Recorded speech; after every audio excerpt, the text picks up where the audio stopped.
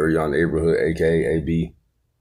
You know, a lot of people don't want me to talk about this, but I think, you know, as a leader, you know, us leaders, we go through the fire, so a lot of y'all don't have to go through the fire. Like, you know what I'm saying? You know, a lot of you men and upcoming men and women of God, even if you're not one right now, you know what I'm saying? I didn't know I would be doing this 7 years ago. You get what I'm saying? Just for instance, you know what I'm saying?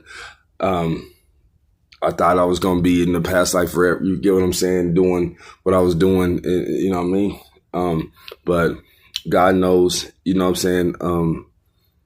Let's just take Paul, for instance, you know what I'm saying? Because his journey is done. You know,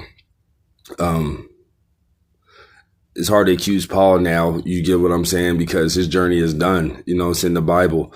And he did persecute Christians, right? But God knew, because he formed him in his mother's womb, that there would be a time where let's take John Ramirez. He's alive, and God bless that brother. God knew, yeah, you might be a high-ranking warlock, but I'm going to turn you out to be a high-ranking evangelist for my kingdom. And now he is, you know what I'm saying? So I believe a lot, you know, you can learn from this information.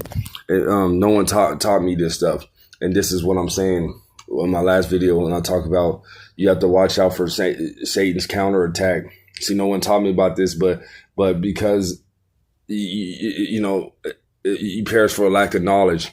And so you must know, like when Satan attacks, a lot of times it's not a full blown attack. There's layers to it. And, you know, so like I say, if I can attack you, why it's like this? Why do you think you hear a lot witches operate from 12 to 5 a.m.? You know what I'm saying? Those are their best hours to operate, because why? They're up and you're asleep. You know what I'm saying? You got work tomorrow, so they doing something to, you know, mess with your sleep and all that.